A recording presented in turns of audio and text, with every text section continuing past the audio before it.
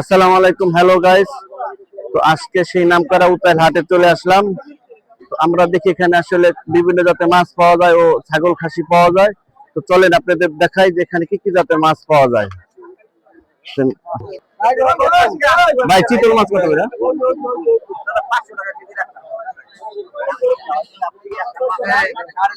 চিংড়ি মাছ কত করে? মাছ ফের কিনে দেখো।